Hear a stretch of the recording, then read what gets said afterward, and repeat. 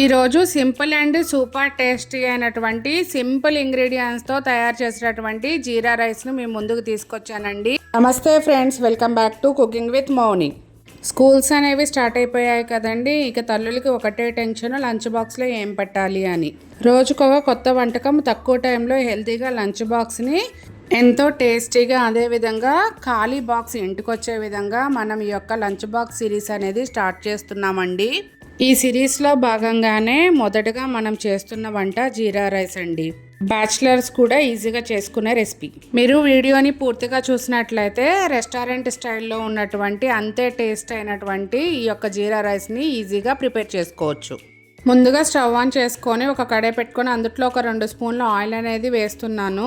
Oil అనేది వేడైన తర్వాత ఇందులో నేను కొద్దిగా పచ్చెనగపప్పు అనేది యాడ్ చేస్తున్నానండి. అదేవిధంగా ఒక 3-4 ఎండుమిర్చిలను కూడా ఈ విధంగా చిన్నగా కట్ చేసుకొని వేయించుకోవాలి. ఈ యొక్క ఎండుమిర్చి ఇంకా పచ్చెనగపప్పు అనేది ఎర్రగా వేగిన తర్వాత ఇందులో ముందుగా కట్ చేసుకున్నటువంటి ఒక 3-4 పచ్చిమిరపకాయల్ని పొడుగ్గా కట్ చేసుకొని వేయించుకుందాము. అదేవిధంగా ఇందులో 4 స్పూన్ల జీలకర్ర అనేది వేస్తున్నానండి. ఎందుకంటే ఇది జీలకర్ర రైస్ కదా, మనకి ఆ ఫ్లేవర్ రావడం కోసము కొద్దిగా ఎక్కువగానే జీలకర్ర అనేది వాడుతున్నాను.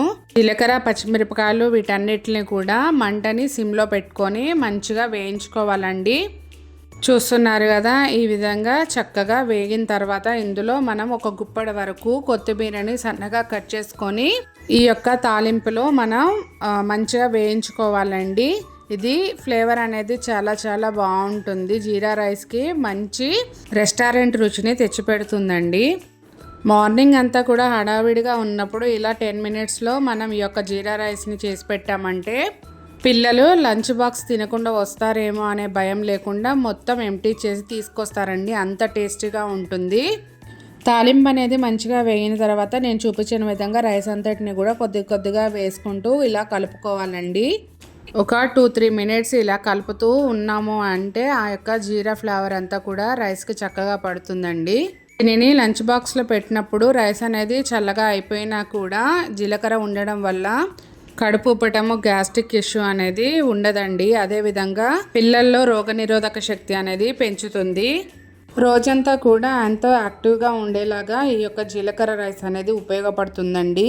ఇందులో యాంటీ ఆక్సిడెంట్స్ అనేవి ఎక్కువగా ఉంటాయి.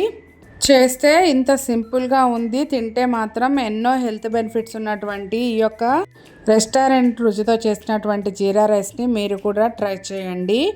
ఎలా వచ్చిందనేది నాకు కామెంట్ సెక్షన్లో తెలియచేయండి. అదేవిధంగా వీడియో అనేది మీకు నచ్చినట్లయితే ఒక లైక్ చేయండి. మీ ఫ్రెండ్స్ అండ్ ఫ్యామిలీకి కూడా షేర్ చేయండి.